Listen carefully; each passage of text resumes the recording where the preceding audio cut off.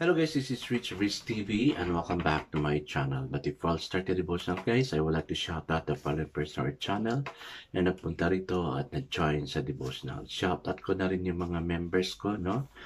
To Heart Punsalan, Mami Rose Crap, and Connie Vlog. Shout out na rin sa mga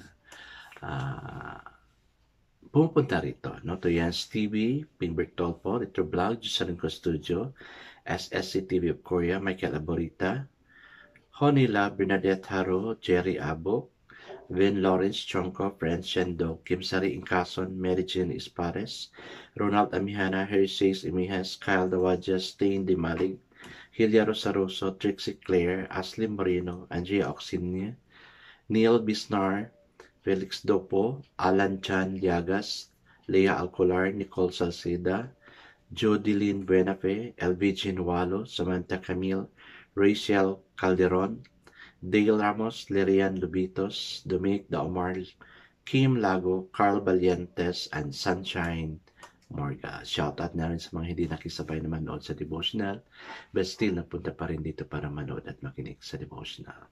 God bless us all, guys.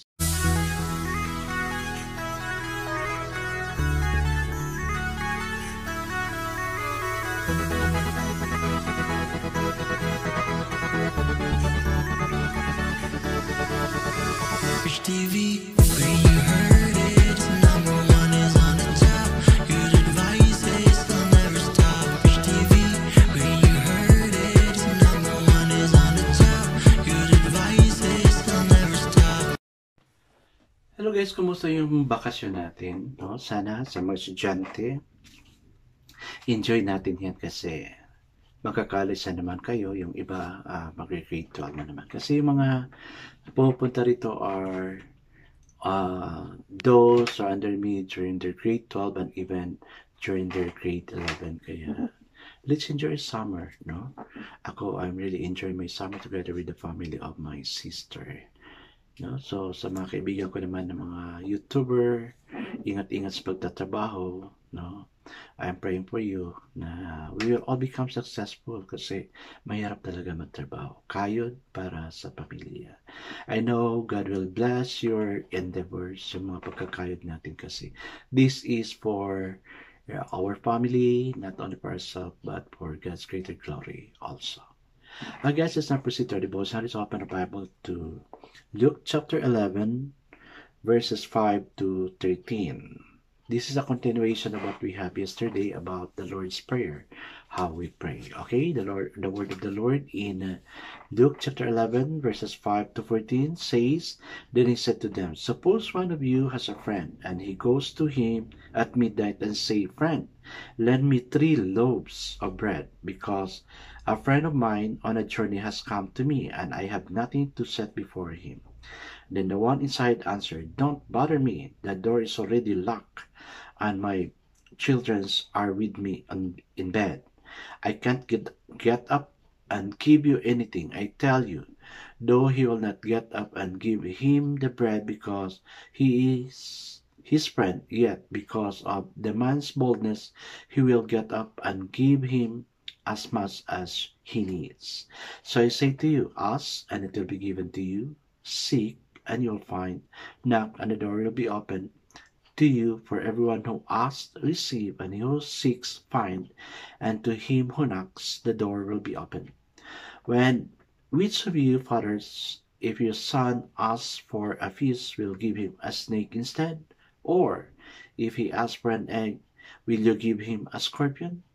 If you then, though you are evil, know how to give good gift to your children, how much more will your Father in heaven give the Holy Spirit to those who ask him? Amen and amen. Hi guys, let's now pray. Father God, many times we ask, seek, and knock, but many times you also fail, O Lord. Teach us to keep knocking, O God, asking unto you, with determination and perseverance, with persistence, O God, that you may give us what we are asking from you. Lord, we need your blessing, O Lord God, in order for us to move on. Kanina sa prayer ko, O God, to bless us all, especially that we are doing all things in order for our family to be helped, O Lord God, and not even for ourselves. Lord, we're also helping other people, the rest of the members of the family, and our close family ties, O Lord God, will not be broken. Lord, please help us. Lead us, O God. Kung ano man yung mga hinihingi namin, O God, you will give it, O God. Lord, thank you. Bless all those who are here. Though kukunti lang kami, but yet, I know, O God, they are the hand-picked na pinapunta mo rito in order for us to learn. Thank you, God, for the presence of each one. We commit all these things to you, O God. In Jesus' name we pray. Amen and amen. The focus verse here for this evening, guys, is found in Luke chapter 11, verse 13. It says, if you then, though you are evil, know how to give good gift to your children, how much more will your Father in heaven give the Holy Spirit to those who ask of Him? Amen. Ganda, no? Hindi naman tayo evil, no? So, I know God will surely bless us. So, the title of our devotion for this evening, guys, is Building Up the Father. Jesus knew his audience. Even though Jesus was the earthly embodiment of the Heavenly Father, he knew that he needed to talk about heavenly concept in a manner that considered the perspective of his human audience. In describing his Heavenly Father, he starts by showing the nature of friendship and how a person would respond to a friend in need. In verses 5 to 8 sa binasa natin. Friendship, after all, is a basic human relationship in any society. Next, Jesus adds to this description by saying that even if the person asking to help was not a friend, any sane, logical, normal person with any sense of morality would still respond when faced with sheer necessity of someone asking for help in verses 8 to 9. This is human nature. Finally, Jesus reaches the height of his illustration by saying that any earthly father, no matter how flawed, would give to the best of his capabilities for his children. Sa binasa natin, verses 11 to 13. By this measure, Jesus concludes that if only we asked, our Heavenly Father would surely grant us what we need. Guys, ito yung napansin ko sa ating Pilipino, no? Halimbawa, magkapatid. And I really noticed this one, no? Particularly when I was in college.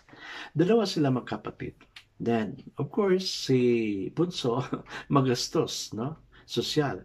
While si panganay is, ano siya, yung matipid, no?